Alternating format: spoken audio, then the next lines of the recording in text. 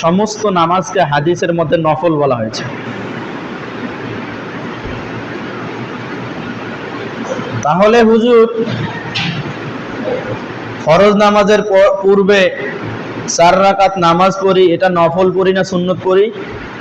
তাহলে হুজুর ফরজ নামাজের পরে যে 2 রাকাত সুন্নত পড়ি, 2 রাকাত নামাজ পড়ি, এটাকে সুন্নত বলবো না নফল বলবো? জি, এটা বুঝার সুবিধার্থে পরবর্তীতে বড় বড় মুহাদ্দিসগণ, পরবর্তীতে বড় বড় আলেমগণ এটাকে নামাজ যেন আমরা বুঝতে পারি, নামাজের কোয়ালিফিকেশনটা তারা উল্লেখ করেছেন। ফরজ, সুন্নত, আবার সুন্নতে মুআক্কাদা, সুন্নতে গায়রে মুআক্কাদা, নফল, এগুলো এটা বুঝার সুবিধার্থে। তবে নামাজ 2 ধরনের, একটা হলো ফরজ, আর বাকি যেগুলো আমরা পড়ি সবগুলো আল্লাহর খাতায় নফল।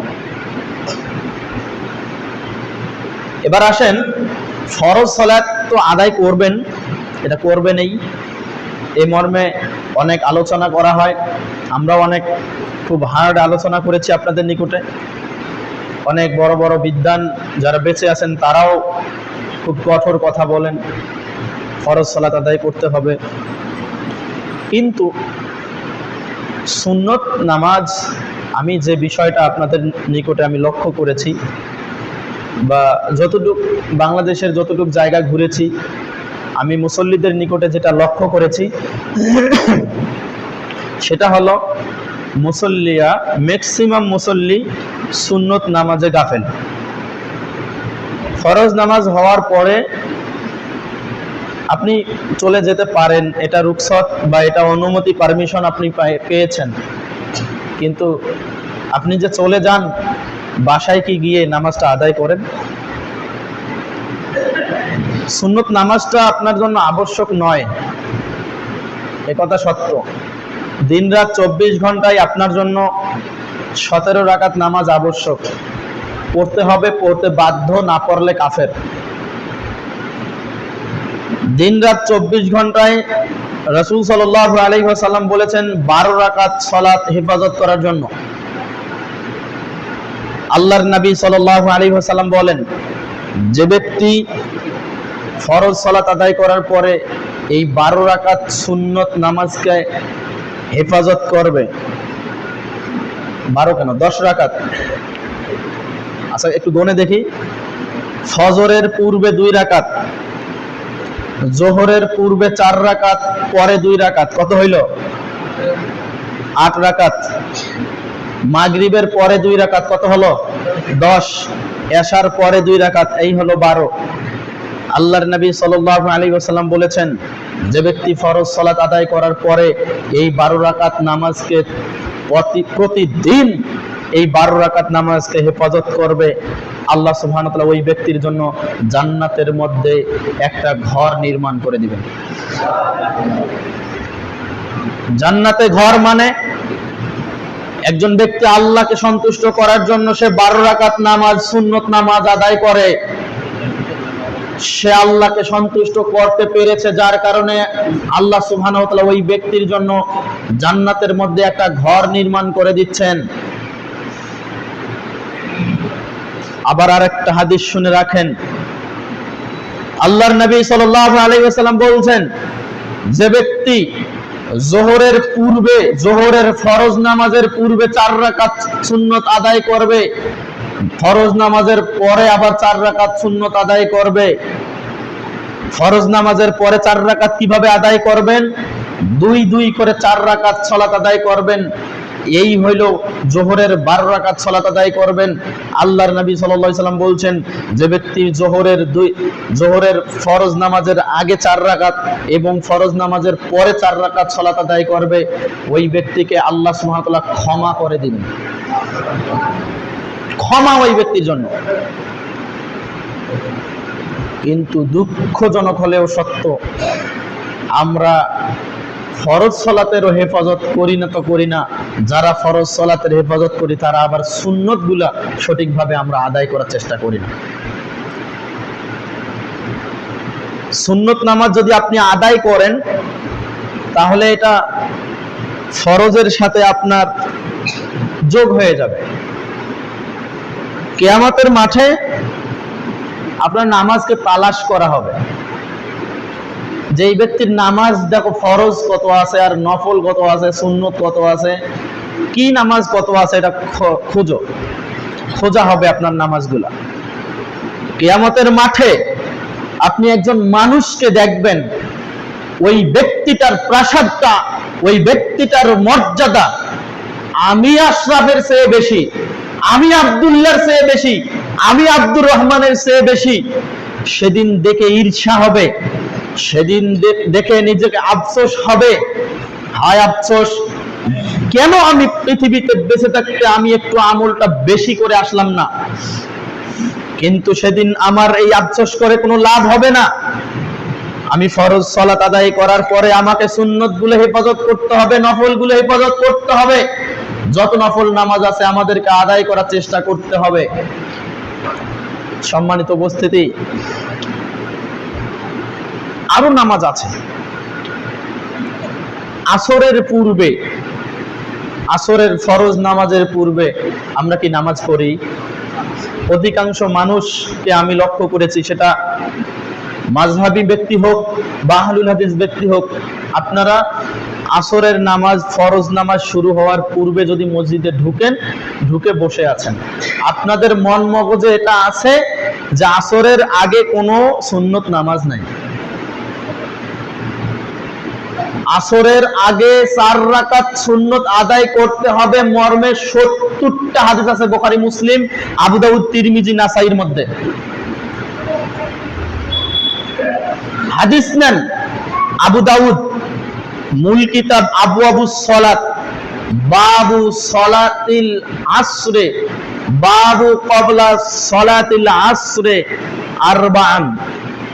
ফরজ সালাতের পূর্বে, আসরের ফরজ সালাতের পূর্বে 4 রাকাত সুন্নত আদায় করতে হয় মর্মে অনুচ্ছেদ 1273 নম্বর হাদিস, 1271 নম্বর হাদিস। হাদিস বর্ণনা করেছেন আব্দুল্লাহ ইবনে উমর রাদিয়াল্লাহু তাআলা আনহু। তিনি বলেন, কত বড় কঠিন কথা আল্লাহর নবী সাল্লাল্লাহু আলাইহি সাল্লাম বলছেন, রহিমাল্লাহু ইমরান, আল্লাহ তাআলা ওই বান্দার উপর রহমত করতেই থাকেন, ওই বান্দার উপর রহমত করতেই থাকেন, ওই বান্দার উপর রহমত করতেই থাকেন। সাল্লা ক্বাবলা সালাতিল আসর আরবাআন, যে ব্যক্তি আসরের ফরজ নামাজের পূর্বে 4 রাকাত সুন্নত নামাজ আদায় করে, ওই ব্যক্তির উপর আল্লাহ তাআলা সব সময় রহমত বর্ষণ করতেই থাকেন। এর পরের হাদিস আবু দাউদ 1272 নম্বর হাদিস। এই হাদিসের রাবিও ইবনে উমর রাদিয়াল্লাহু তাআলা আনহু তিনি বলেন, ক্বালা রাসূলুল্লাহ সাল্লাল্লাহু আলাইহি ওয়াসাল্লাম, আল্লাহর নবী সাল্লাল্লাহু আলাইহি ওয়াসাল্লাম তিনি বলেছেন, মান সাল্লা সালাতাল ক্বাবলাল আসরে, যে ব্যক্তি আসরের সালাতের পূর্বে রাকাতাইন 2 রাকাত সুন্নত সালাত আদায় করবে, আল্লাহর নবী সাল্লাল্লাহু আলাইহি সাল্লামের সাহাবী বলতেছেন আল্লাহর নবী এটা আদায় করতে বলেছেন, এবং তিনি নিজে আসরের ফরজ নামাজের পূর্বে তিনি 2 রাকাত সুন্নত সালাত আদায় করেছেন। তার মানে এটাও আমরা বুঝতে পারতেছি। আর তিরমিজি, মুসনাদ আহমদের মধ্যে যে হাদিসটা আমি আপনাকে পেশ করতে চাচ্ছি, আল্লাহর নবী সাল্লাল্লাহু আলাইহি সাল্লামের স্পষ্ট বিশুদ্ধ হাদিস হলো, আল্লাহর নবী সাল্লাল্লাহু আলাইহি সাল্লামের সাহাবী আব্দুল্লাহ ইবনে উমর তিনি বলতেছেন, আল্লাহর নবী সাল্লাল্লাহু আলাইহি সাল্লাম তিনি বলেছেন যে তিনি নিজে আমল করেছেন কি, আসরের ফরজ নামাজের পূর্বে তিনি 4 রাকাত পড়েছেন, তবে 2 করে সালাত আদায় করেছেন। মানে 2 রাকাত করে 4 রাকাত আদায় করেছেন। সাহাবীকে প্রশ্ন করা হলো, তিনি তো একটানা 4 রাকাত আদায় করতে পারতেন, কেন তিনি 2 রাকাত করে আদায় করলেন? তিনি বলছেন, আল্লাহর নবী সাল্লাল্লাহু আলাইহি ওয়াসাল্লামের কাছে সাহাবীরা বিভিন্ন জায়গা থেকে মানুষ দেখা সাক্ষাৎ করার জন্য আসতো। তিনি 2 রাকাত সালাত আদায় করে যে সময়টা তিনি রেস্ট করতেন, 2 রাকাত সালাত আদায় করে যে বসে থাকতেন, এই সময়টা সাহাবীদের সাথে কথা বলতো, কথা বলা শেষ আবার তিনি 2 রাকাত সালাত আদায় করতেন। এরকম করে তিনি 4 রাকাত সালাত আদায় করেছেন আসরের পূর্বে। কিন্তু আজকে আমাদের সারা বাংলাদেশে গুটি কয়েকটা মসজিদে আমরা লক্ষ্য করতে পারি, বা কয়েকজন ব্যক্তিকে একটা মসজিদে লক্ষ্য করা যায় যা আসরের পূর্বে সে সময় পেয়েছে, সে সালাত আদায় করেছে, খুব অল্প মানুষ। মাগরিবের ফরজ নামাজের পূর্বে 2 রাকাত সুন্নত আদায় করতে হয়, এটা কতটা মসজিদে বাংলাদেশে হয়? অধিকাংশ মুসল্লি জানেই না। অধিকাংশ হুজুর জানার পরে এটা মুসল্লিদেরকে জানায় নাই। কেন জানায় নাই সামনে বলবো, আপনাদেরকে সময় পাবো হয়তোবা ইনশাআল্লাহ। সহিহুল বুখারী মূল কিতাব প্রথম খণ্ড এর 157 নম্বর পৃষ্ঠার মধ্যে হাদিস বর্ণিত হয়েছে, 1283 নম্বর হাদিস। হাদিস বর্ণনা করেছেন আব্দুল্লাহ ইবনে মুগাফফাল রাদিয়াল্লাহু তাআলা আনহু। তিনি বলেন, ক্বালা রাসূলুল্লাহ সাল্লাল্লাহু আলাইহি ওয়াসাল্লাম, আল্লাহর নবী সাল্লাল্লাহু আলাইহি ওয়াসাল্লাম তিনি বলেছেন, সল্লু, তোমরা সালাত আদায় করো, ক্বাবলা সালাতিল মাগরিবি রাকাতাইন, মাগরিবের ফরজ নামাজের পূর্বে 2 রাকাত সালাত আদায় করো। আবারও আল্লাহর নবী সাল্লাল্লাহু আলাইহি ওয়াসাল্লাম বললেন, সল্লু, তোমরা সালাত আদায় করো, ক্বাবলা সালাতিল মাগরিবি রাকাতাইন, মাগরিবের ফরজ 3 রাকাত সালাত শুরু হওয়ার আগে তোমরা 2 রাকাত সালাত আদায় করো। ফাকালা সালিসা, অতঃপর 3 নাম্বার সময়, তৃতীয়বারের বেলা আল্লাহর নবী সাল্লাল্লাহু আলাইহি ওয়াসাল্লাম তিনি বললেন, ফামান শাহ, যে ব্যক্তি তোমাদের মধ্য থেকে ইচ্ছা পোষণ করো সেই ব্যক্তি আদায় করো। কেননা আমি মনে করলাম যদি তোমাদেরকে এই নামাজের কথা 3 বারের বেলা বলে ফেলি তাহলে তোমাদের উপর এই নামাজটা সুন্নত জারি হয়ে যায় কিনা এটা আশঙ্কা করলাম, এজন্য তোমাদের যাদের ইচ্ছা তোমরা তারা পালন করবে। আব্দুল্লাহ ইবনে উমর রাদিয়াল্লাহু তাআলা আনহু বলেন, রাসূল সাল্লাল্লাহু আলাইহি ওয়াসাল্লামের সাহাবী জামানায় যখন এই বেলাল আযান দিত মাগরিবের সালাতের জন্য, যখন বেলাল রাদিয়াল্লাহু তাআলা আনহু আযান দিতেন, আযানের পরে যত মুসল্লি মসজিদের মধ্যে উপস্থিত থাকতো সমস্ত মুসল্লি আযানের শেষে তারা দাঁড়িয়ে যেত, সালাত আদায় করত। মাগরিবের আযানের শেষে তারা দাঁড়িয়ে যেত, 2 রাকাত করে সালাত আদায় করত, 2 রাকাত করে সুন্নত নামাজ আদায় করত। এমনকি আল্লাহর নবী সাল্লাল্লাহু আলাইহি ওয়াসাল্লামের এই সাহাবী তিনি বলতেছেন, যদি বাহির থেকে কোনো ব্যক্তি আসতো, মানে আমাদের শহরের আমাদের গ্রামের মানুষ নয়, বাহির থেকে কোনো মুসল্লি এসে মনে করত যে মনে হয় মাগরিবের ফরজ নামাজ হয়ে গেছে, কেননা মানুষ এলোমেলো করে নামাজ আদায় করতেছে, সে মনে করত যে মনে হয় ফরজ নামাজ আদায় করার পরে যে 2 রাকাত নামাজ আদায় করতে হয় এই 2 রাকাত সুন্নত মনে হয় আদায় করতেছে। আজকে এই সুন্নত আছে, এই সুন্নত সারা বাংলাদেশের ম্যাক্সিমাম মসজিদে এই সুন্নত পালন করা হয় না। অথচ আল্লাহর নবী সাল্লাল্লাহু আলাইহি ওয়াসাল্লামের এই সাহাবী বলতেছেন, সমস্ত সাহাবীরা তারা দাঁড়িয়ে এই 2 রাকাত সুন্নত সালাত আদায় করতেন। তাহলে সাহাবীদের আমল যদি আজকে প্রমাণিত হয়ে যায়, রাসূলের আমল যদি প্রমাণিত হয়ে যায়, তাহলে সেই আমল আমাদেরকে করতে হবে কি হবে না বলেন? আজকে আমরা নিজেকে আশেকে রাসূল বলে দাবি করি, নিজেকে সুন্নি বলে দাবি করি, নিজেকে বড় আলেম বলে দাবি করি, নিজেকে বড় মাযহাবের মানুষ বলে মনে করি যে আমরাই হকের উপর আছি, বাকি যারা আছে সবাই বাতিলের উপর আছে। তারা হাদিসের নামে এরকম মিথ্যাচার করে, তারা কতটুকু এই হাদিসের উপর আমল করে? আমি আরো কন্টিনিউ 2-1টা কথা বলার পর আমি আপনাদেরকে এই কথাগুলো বলবো। আমি চাচ্ছি না এই কথাগুলো বলার সঙ্গে সঙ্গে আমার কিন্তু মানে সেন্টিমেন্ট আর ঠিক থাকে না। কেন? যেখানে হাদিসে স্পষ্ট, যেখানে রাসূল সাল্লাল্লাহু আলাইহি ওয়াসাল্লামের আমল স্পষ্ট, সেখানে কোনো বুজুর্গানে দিন, সেখানে কোনো মাযহাবের দোয়াই দিয়ে, সেখানে কোনো ব্যক্তির দোয়াই দিয়ে, সেখানে কোনো বড় হুজুরের দোয়াই দিয়ে, কোনো ব্যক্তির দোয়াই দিয়ে সেখানে কোনো আমল চলে না। সেখানে মুহাম্মদ সাল্লাল্লাহু আলাইহি ওয়াসাল্লামের আমল স্পষ্ট। মুহাম্মদ সাল্লাল্লাহু আলাইহি ওয়াসাল্লামকে একমাত্র মুমিন হিসেবে তাকে রাখতে হবে, অন্য কোনো ব্যক্তির কোনো আমলকে নয়। সম্মানিত উপস্থিতি, মাগরিবের পূর্বে যে 2 রাকাত সালাত রাসূল সাল্লাল্লাহু আলাইহি ওয়াসাল্লাম আদায় করতেন, সাহাবায়ে কেরাম আদায় করতেন, সেখানে আপনাকে আমাকে মুহাম্মাদের উম্মত হিসেবে দাবি করলে আমাদেরকে এই সুন্নাত সালাত আদায় করতে হবে। আল্লাহর নবী সাল্লাল্লাহু আলাইহি ওয়াসাল্লাম বলছেন, কোথায় নেবেন এই হাদিসটা, কোন গ্রন্থে নেবেন এই হাদিস? আল্লাহর নবী সাল্লাল্লাহু আলাইহি ওয়াসাল্লাম বলছেন, প্রত্যেক আযান এবং ইকামাতের মাঝে 2 রাকাত নামাজ আছে। প্রত্যেক আজান এবং ইকামাতের মাঝে 2 রাকাত নামাজ আছে। মাগরিবের পূর্বে যে আজান দেওয়া হলো এবং ইকামাতের পূর্বে যে সময়টা থাকলো, এই সময়ের মধ্যে রাসূল সাল্লাল্লাহু আলাইহি ওয়াসাল্লাম এবং সাহাবায়ে কেরাম আমল করতেন। কিন্তু আপনি আমল করেন না কেন?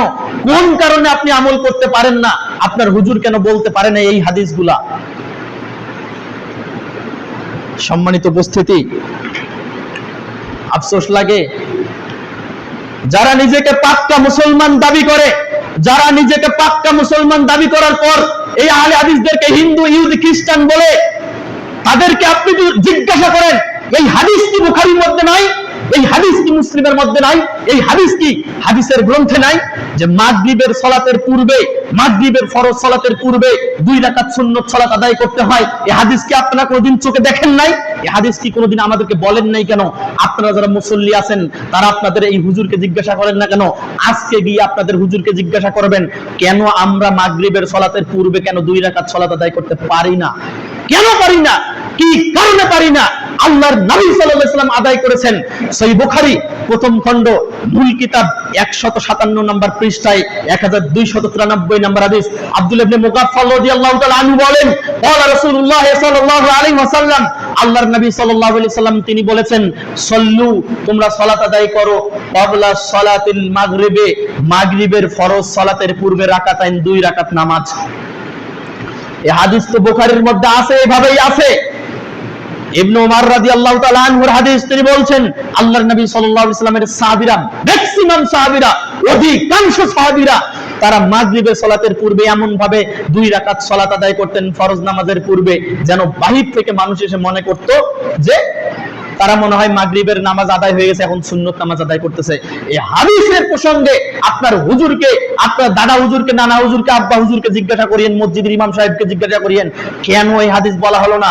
মাযহাবের দোহাই দিয়ে, কোন পীর সাহেবের দোহাই দিয়ে আমাদের মানহাজে নাই, আমাদের তরিকায় নাই, আমাদের ইমাম সাহেব বলে নাই, এজন্য আমাদেরকে এই আমল করা যাবে না। কেন? এই আমল রাসূল করেছেন, এই আমল সাহাবায়ে কেরাম করেছেন, এই আমল আপনি করবেন না কেন? কিসের কারণে আপনি এই আমল করবেন না? করতেই হবে। নবী মুহাম্মদ সাল্লাল্লাহু আলাইহি ওয়াসাল্লামের আমল স্পষ্ট হওয়ার পর কোন ব্যক্তির কোন মতামত এখানে প্রাধান্য আর পাবে না। নবী মুহাম্মদ সাল্লাল্লাহু আলাইহি ওয়াসাল্লাম আপনার জন্য সুপারিশকারী হবে। নবী মুহাম্মদ সাল্লাল্লাহু আলাইহি ওয়াসাল্লাম আপনাকে হাউজে কাউসারের পানি পান করাবেন। নবী মুহাম্মদ সাল্লাল্লাহু আলাইহি ওয়াসাল্লাম কাল কঠিন কিয়ামতের দিন আপনাকে সুপারিশ করে জান্নাতের মধ্যে নিয়ে যাবেন। কোন মাযহাবের কোন ইমাম, কোন ব্যক্তি, কোন পীর, কোন গাউস, কুতুব, ওলিয়া উলিয়া, কোন দাদা হুজুর, নানা হুজুর আপনার জন্য কঠিন কিয়ামতের দিন কোন সুপারিশ করবে না, হাউজে কাউসারের পানি পানও করাবেন না। আপনার জন্য অনুসরণীয় ব্যক্তি হচ্ছেন মুহাম্মদ রাসূলুল্লাহ সাল্লাল্লাহু আলাইহি ওয়াসাল্লাম। কেননা আল্লাহ সুবহানাহু ওয়া তাআলা বলছেন সূরা আহজাবের 21 নম্বর আয়াত, লাকাদ কানা লাকুম ফি রাসূলিল্লাহি উসওয়াতুন হাসানাহ, তোমাদের জন্য উত্তম চরিত্রের উত্তম আদর্শ রয়েছে মুহাম্মদ রাসূলুল্লাহ সাল্লাল্লাহু আলাইহি ওয়াসাল্লামের নিকটে। আল্লাহর নবীর আমল স্পষ্ট হওয়ার পর যদি কোনো ব্যক্তি এই কথা বলে, আল্লাহর নবী বিধান স্পষ্ট করে দেওয়ার পর যদি কোনো ব্যক্তি কথা বলে যে এটা আমার মাযহাবে নাই, আমার মানহাজে নাই, আমার ইমাম সাহেব বলে নাই, আমরা যে তরিকায় চলি এই তরিকায় নাই, আল্লাহ সুবহানাহু ওয়া তাআলা বলছেন ওয়ামাইয়ু শাকিকির রাসূল মিন বা'দি মা তাবায়্যানা লাহুল হুদা, হেদায়েত স্পষ্ট হওয়ার পরে যদি, সঠিক মত স্পষ্ট হওয়ার পর যদি, সঠিক আমল স্পষ্ট হয়ে যাওয়ার পর যখন কোন ব্যক্তি রাসূলের বিরুদ্ধাচরণ করে বলবে এটা আমার মাযহাবে নাই, এটা আমার পীর সাহেব করে নাই, এটা আমরা যে মাযহাব মানি সেই মাযহাবের মধ্যে নাই, আমাদের ইমাম সাহেব বলে নাই, এজন্য আমরা করব না।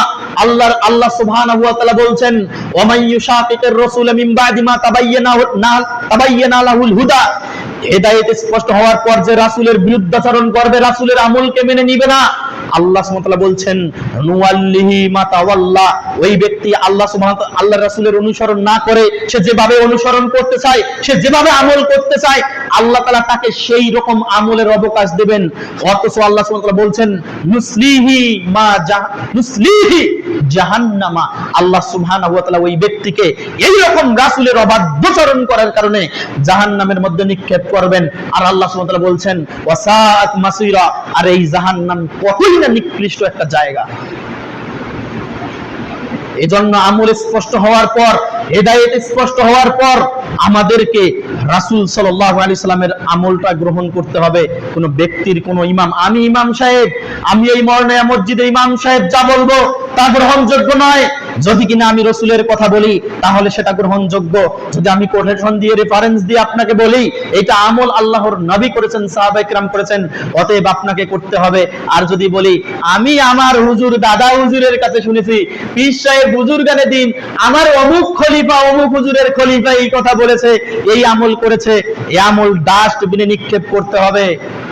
সম্মানিত উপস্থিতি, এজন্য বলছিলাম মাগরিবের পূর্বে যে 2 রাকাত সুন্নত আছে এই 2 রাকাত সুন্নত আপনাকে আদায় করতে হবে। কেন আদায় করবেন? আল্লাহর নবী সাল্লাল্লাহু আলাইহি ওয়াসাল্লাম বলছেন এমন একটা জামানা আসবে যে জামানার মধ্যে আমার সুন্নতকে মানুষ মেরে ফেলবে। ওই সময়ে ওই মৃত সুন্নতকে যদি কোনো ব্যক্তি জীবিত করে, ওই মৃত সুন্নতকে যদি কোনো ব্যক্তি জীবিত করে মানে ওই মৃত সুন্নতকে কোনো ব্যক্তি যদি আদায় করে, মানে সমাজের মানুষ সেটাকে আদায় করে না, অথচ এই ব্যক্তি এসে আদায় করে। সমাজের অধিকাংশ মানুষ মাগরিবের পূর্বে 2 রাকাত সুন্নত সালাত আদায় করে না। আল্লাহর নবী সাল্লাল্লাহু আলাইহি ওয়াসাল্লাম বলছেন যদি কোনো ব্যক্তি আমার এই সুন্নতকে আদায় করে, আল্লাহর নবী সাল্লাল্লাহু আলাইহি ওয়াসাল্লাম বলছেন তাহলে ওই ব্যক্তি 50টা গলা কাটা শহীদের সমপরিমাণ মর্যাদা লাভে ভূষিত হয়ে যাবেন। ইমাম আলবানী রাহিমাহুল্লাহ এই হাদিসের ব্যাখ্যায় স্পষ্ট কথা বলেছেন কি কারণে তারা 50টা গলা কাটা শহীদের মর্যাদা পাবে। রাসূল সাল্লাল্লাহু আলাইহি সাল্লামের যুগে তারা একজন শহীদ হয়েছে, একজন শহীদ হওয়ার নেকি তারা পেয়েছে, কিন্তু আমরা একটা আমল করার কারণে কেন 50 জন শহীদের নেকি পাবো? কি কারণে আপনি পাবেন?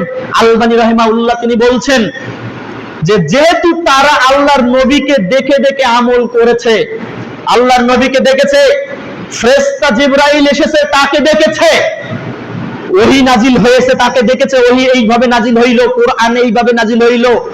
মুহাম্মদ সাল্লাল্লাহু আলাইহি সাল্লামের এই জামানার মানুষ আমল করবে মুহাম্মদকে না দেখে, ফেরেশতাদেরকে না দেখে, কোরআন নাজিল হওয়া না দেখে, তারা যে না দেখে আল্লাহর রাসূলকে বিশ্বাস করে যে এই সুন্নতকে আমল করবে, যার কারণে তাদেরকে একটা সুন্নত প্রতিফলিত, একটা সুন্নতের উপর আমল করার কারণে আল্লাহ তাআলা তাকে 50টা গলা কাটা শহীদের সমপরিমাণ সওয়াব দিয়ে দিবেন। তাহলে যারা আজকে রাসূল সাল্লাল্লাহু আলাইহি ওয়াসাল্লামের সুন্নাতকে আমল করবে, মরে যাওয়া সুন্নাতকে, তারা কিনা এই নেকিটা পেয়ে যাবেন।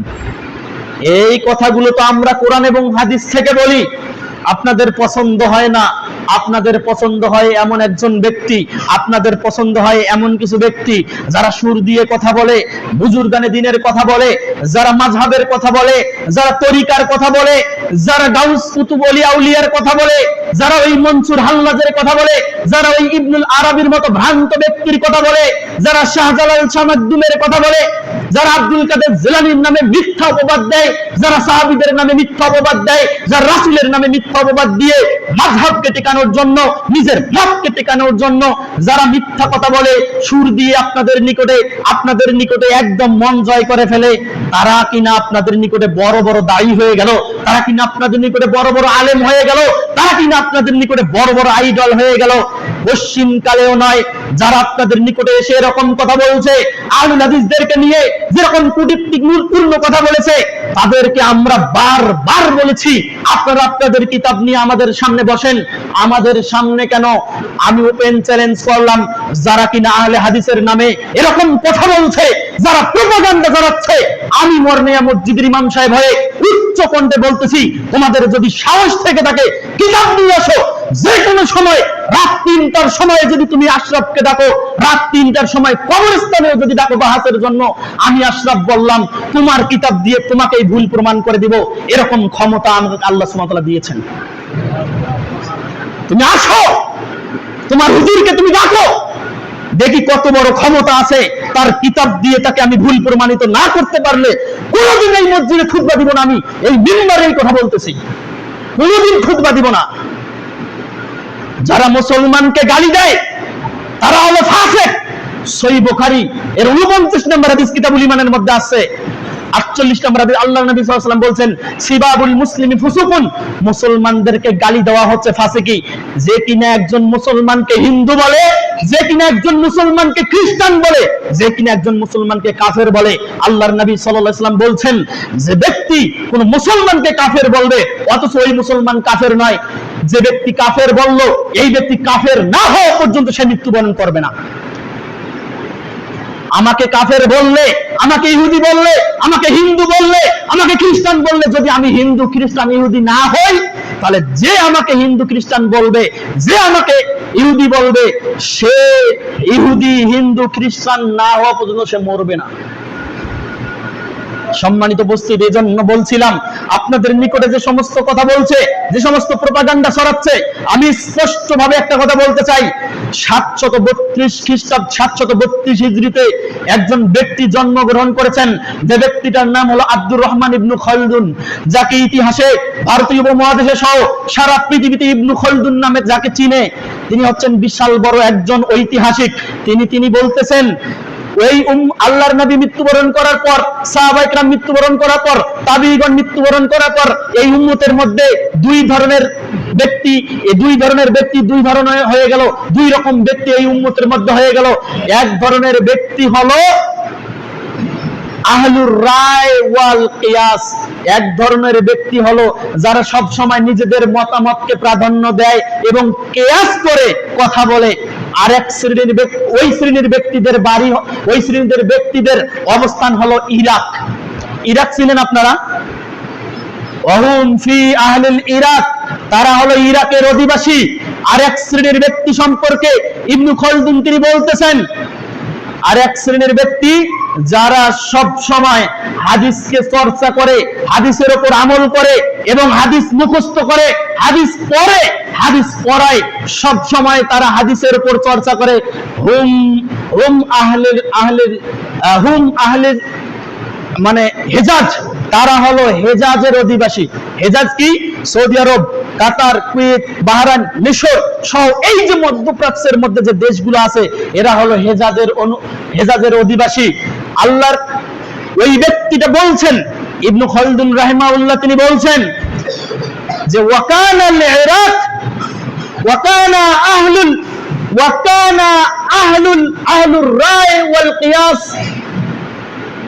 আহলে রায় মানে এই মাযহাবী ব্যক্তিরা, এবং আহলে কিয়াস মানে কিয়াসের ভিত্তিতে যারা মাসআলা মাসাইল দেয়, রায়ের ভিত্তিতে, হাদিসের ভিত্তিতে নয়, যারা মাসআলা মাসাইল দেয়, তাদের নিকটে হাদিসান কলিলান, তাদের নিকটে হাদিস হলো খুবই কম।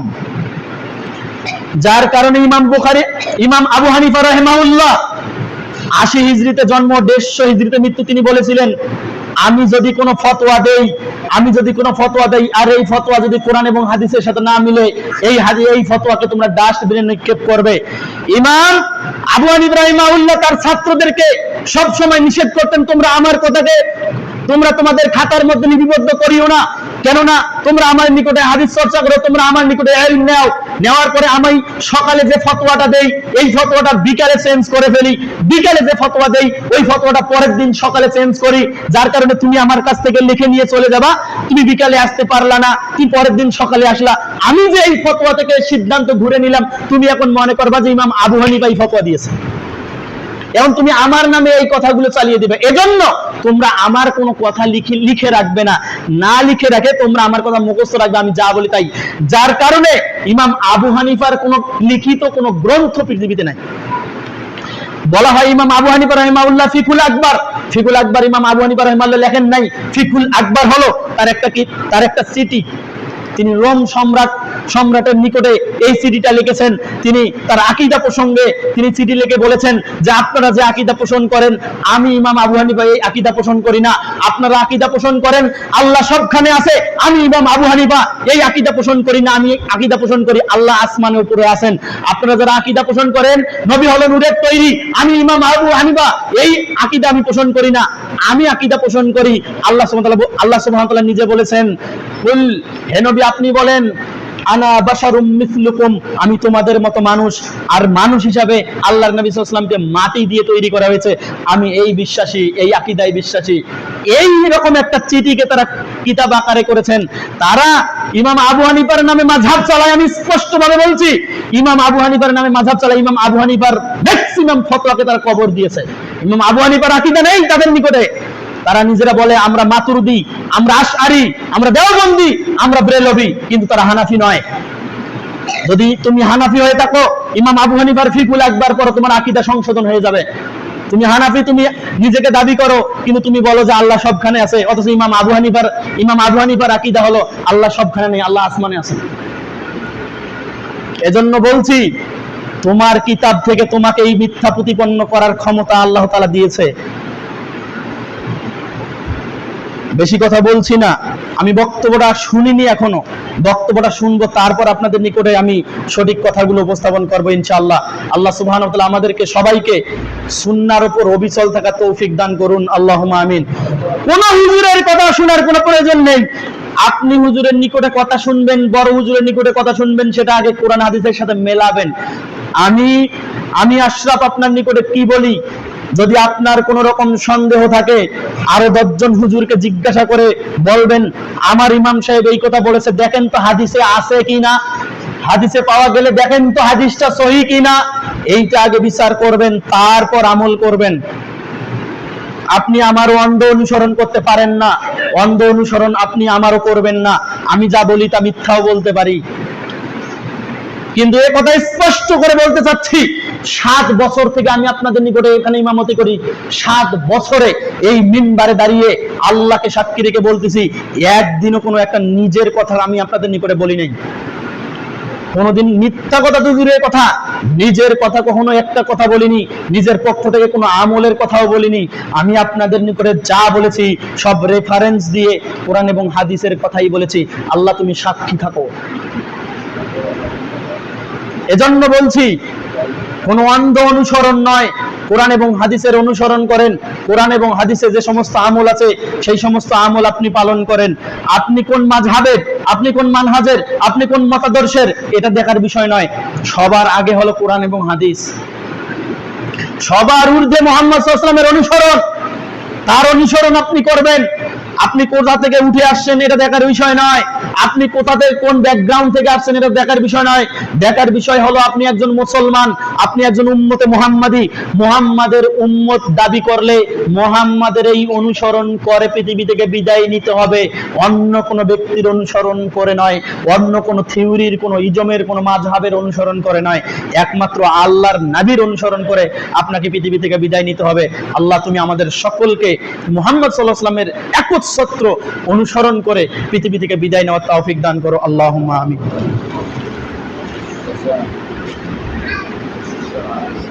কে ওনার আসল নাম কি? আব্দুল সাত্তার। আচ্ছা, আলহামদুলিল্লাহ। আচ্ছা, আলহামদুলিল্লাহ ওয়াসসালাতু ওয়াসসালামু আলা রাসূলিল্লাহ ওয়া বা'দ ওয়া আলা আলিহি ওয়া আসহাবিহি ওয়া মান তাবিআহুম বিইহসানিন ইলা ইয়াউমিদ্দিন। আমরা আমাদের নিকটে দোয়া চেয়েছেন, আমরা দোয়া করি। একজন ব্যক্তি, আমাদের মুরব্বী ব্যক্তি আব্দুল সাত্তার, তিনি মৃত্যুবরণ করেছেন রাহিমাহুল্লাহ। আমরা তার জন্য দোয়া করি, আল্লাহ তাআলা তার কবরে আযাবকে মাফ করে দেয়। এবং তার পক্ষ থেকে আমি আপনাদের নিকটে ক্ষমা চেয়ে নিচ্ছি। তিনি চলাফেরায়, আমি পার্সোনালভাবে আমি তাকে চিনি, তিনি চলাফেরায় অনেক মিশুক লোক ছিলেন এবং তিনি সবার সাথে উঠা বসা কথাবার্তা বলেছেন। এখন চলাফেরাতে কিন্তু অনেক ফল্ট হয়, এরকম যদি হয়ে থাকে আপনারা ক্ষমা করে দিবেন ইনশাআল্লাহ। আর আরেকজন ব্যক্তি আমাদের নিকটে দোয়া আছে এবং তিনি দান করেছেন, তার মৃত ব্যক্তি পক্ষ থেকে দান করেছেন। আমরা ওই দানের জন্য দোয়া করি, আল্লাহ তাআলা সেই দানকে কবুল করুন। এই দানের ওসিলায় তার কবরে আযাবকে মাফ করে দেখ। তার আলে আওলাদ যারা আছে তাদেরকে ইসলামের উপর বিচল থাকার তৌফিক দান করুন, আল্লাহুম্মা আমিন। আরেকজন ব্যক্তি দোয়া চেয়েছেন, আমরা তার জন্য দোয়া করি। নাম জানি কি? আব্দুল মালেক। আল্লাহ তাআলা তাকে সুস্থতা দান করুন, তাকে ইসলামের উপর অবিচল থাকার তৌফিক দান করুন। তার যদি কোনো রকম ঋণ থাকে আল্লাহ তাআলা ঋণকে পরিশোধ করার তৌফিক দান করুন, আল্লাহুম্মা আমিন। সেই সাথে আমরা সবার জন্যই দোয়া করি যে সিমেন্টের বস্তা, যে একজন সিমেন্টের বস্তা দিয়েছে, আমরা তার জন্য দোয়া করি, আল্লাহ তাআলা তার দানকে কবুল করুন। আমাদের কাজ চলতেছে, আপনারা আপনাদের দানের হাতকে প্রশস্ত করবেন, এভাবে দোয়া হবে ইনশাআল্লাহ। যারা দান করেছি, আল্লাহ তুমি আমাদের সকলের দানকে, অল্প বেশি নির্বিশেষে তুমি সকলের দানকে তুমি কবুল করে নাও, আল্লাহুম্মা আমিন। প্রশ্ন, হজ করতে কি নির্দিষ্ট বয়স লাগে নাকি সব সময়ই হজ করা যাবে? বিষয়টা দেখেন, হজ একটা ইসলামের 5টি স্তম্ভের মধ্য থেকে একটি স্তম্ভ হলো হজ। যদি কোনো ব্যক্তি প্রাপ্তবয়স্ক হয়। প্রাপ্তবয়স্ক কেন? প্রাপ্তবয়স্ক এজন্য, আল্লাহ নবী সাল্লাল্লাহু আলাইহি সাল্লাম বলছেন, ইবনু মাজাহ এর 244 নম্বর হাদিস, 2044 নম্বর হাদিস, আল্লাহ নবী সাল্লাল্লাহু আলাইহি সাল্লাম বলছেন 3 শ্রেণীর ব্যক্তির উপর থেকে কলমকে উঠিয়ে নেওয়া হয়েছে। তার মধ্যে এক শ্রেণীর ব্যক্তি হলো শিশু। মানে শিশু যতই পাপ করুক না কেন, এই পাপটা তার আমল নামায় লেখা হয় না। কিন্তু একটা শিশু বাচ্চা যখন সওয়াবের কাজ করে, ওই সওয়াবটা তার বাবা মার আমল নামায় দেওয়া হয়। সুবহানাল্লাহ। এজন্য ছোট ছোট বাচ্চাদেরকেও নামাজ পড়তে নিয়ে আসবেন, কোরআন শেখাবেন, তাদেরকে আদব শেখাবেন, তার এই আমলটা আপনার আমল নামায় যোগ হবে। এখন কতদিন পর্যন্ত শিশু থাকবে? এটা স্পষ্টভাবে বর্ণিত হয়েছে যে আলেম উলামাগণ বলেছেন, যেদিন প্রথম ছেলে মানুষের যেদিন প্রথম বীর্যপাত হবে বা স্বপ্নদোষ হবে, সেদিন থেকে সে শিশুর সিরিয়াল থেকে কাটা। এখন সে তরুণ অথবা যুবক। মেয়েদের ক্ষেত্রে প্রথম মাসিক হবে, প্রথম মিন্স হবে, তখন থেকে সে শিশু আর নয়, তখন থেকে সে তরুণী কিংবা যুবতী। এখন এই যে প্রথম বীর্যপাত বা প্রথম মাসিক হওয়ার পর থেকে আপনি হজ করতে পারেন, যদি ওই বাচ্চাটার, ওই তরুণের বা ওই যুবকের যদি অর্থ থাকে। কোন অর্থ? যে অর্থ দিয়ে সে সৌদি আরব যাবে, গিয়ে এখান থেকে যাওয়া খরচ, গিয়ে ওখানে হজ সম্পাদন করার পর আবার বাড়ি ফেরত আসা পর্যন্ত যদি কোনো অর্থ থাকে ওই ব্যক্তির উপর, তাহলে এই রকম অর্থ থাকাতে প্রত্যেকটা ব্যক্তির উপরেই হজ ফরজ। যার বাড়ি থেকে শুরু করে হজ পালন করে আসে, আর সে যতদিন অনুপস্থিত থাকবে বাসায়, এই বাসা সঠিকভাবে চলাফেরা করবে, খাওয়া দাওয়া সব ঠিকঠাক থাকবে, এমত অবস্থায় যদি তার অর্থ এতটুকু থাকে, তাহলে তার জন্য হজ জীবনে প্রথম একবার ফরজ। এরপরে যদি সে আদায় করে, বাকিগুলো সবগুলোই নফল হবে। নির্দিষ্ট বয়স সম্পর্কে জানতে চেয়েছেন, বালেগ হওয়ার পরে নির্দিষ্ট সময় হয়ে গেল, এখন প্রত্যেক বছর অর্থ থাকলে আপনি হজ করতে পারেন। 2, একাকী নামাজ আদায়ের সময় যদি নামাজে ভুল হয়, তখন সাহু সিজদা দিতে হয়, কিন্তু যদি ভুলে সাহু সিজদা না দিয়ে নামাজ শেষ করি, তখন কি হবে? আগে আপনাকে বুঝতে হবে যে সাহু সিজদাটা কেন দিতে হয়।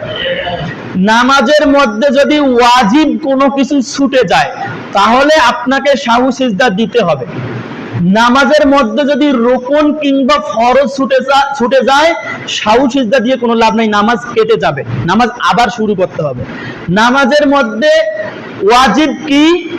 নামাজের মধ্যে ওয়াজিব হলো সূরা ফাতিহা তেলাওয়াত করা। নামাজের মধ্যে ওয়াজিব হলো তাশাহুদ।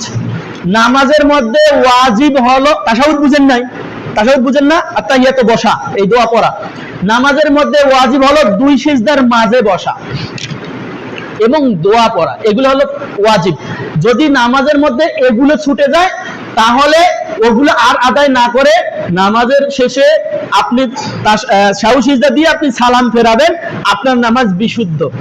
কিন্তু দেখা গিয়েছে কিরাত পড়তে গিয়ে কুল হুয়াল্লাহু আহাদ, আপনি আহাদ ভুলে গিয়েছেন। এখন যদি আপনি সাহু সিজদা দেন, এই সাহু সিজদা দেওয়ার কোনো দরকার নাই। এইটার জন্য সাহু সিজদা দিতে হবে না। কিরাতে ভুল হলে কোনো সাহু সিজদা দিতে হবে না। নামাজের ওয়াজিব ছুটে গেলে সাহু সিজদা দিতে হবে।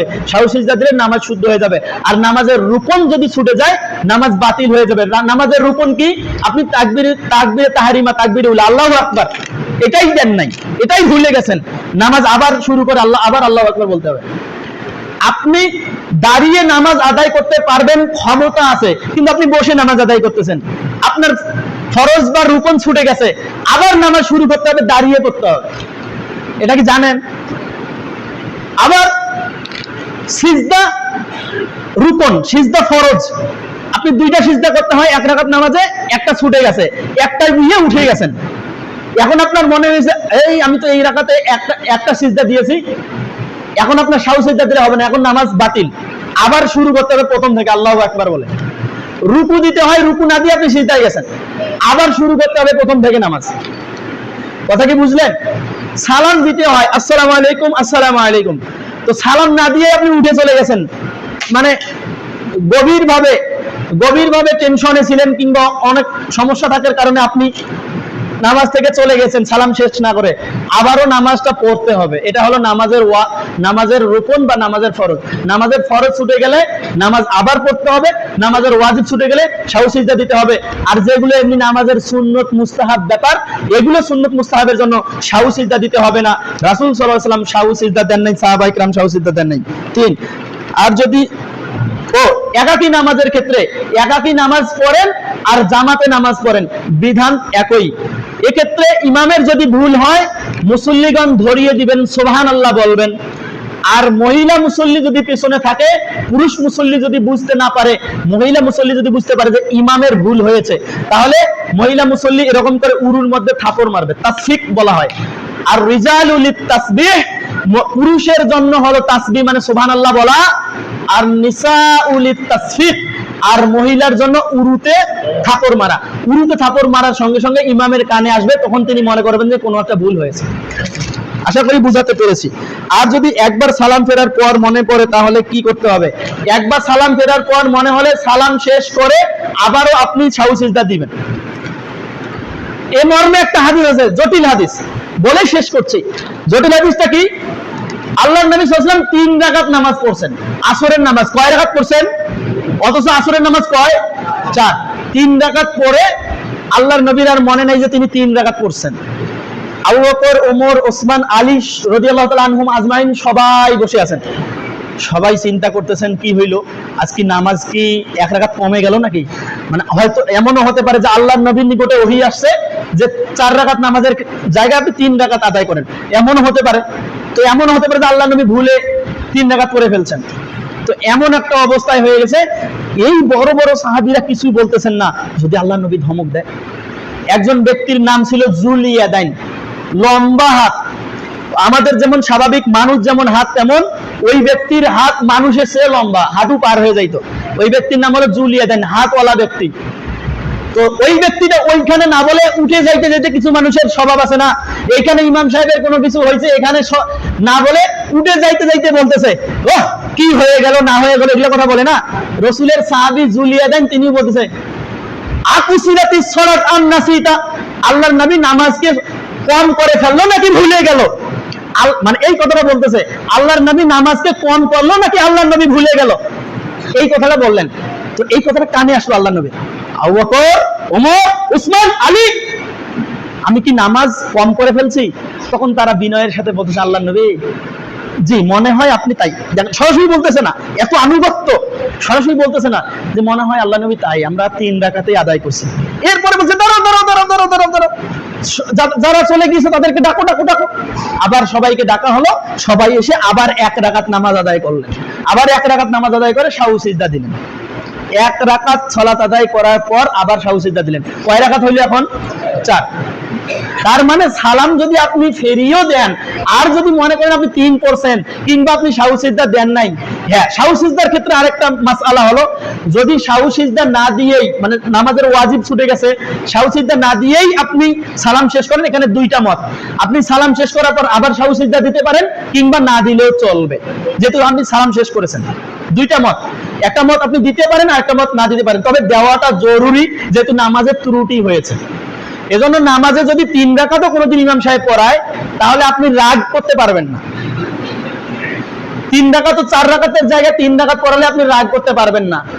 হতে পারে আল্লাহর নবীর ভুল হয়েছে, যে ব্যক্তিটা পৃথিবীর ইতিহাসে সর্বশ্রেষ্ঠ ব্যক্তি, তার ভুল হয়েছে।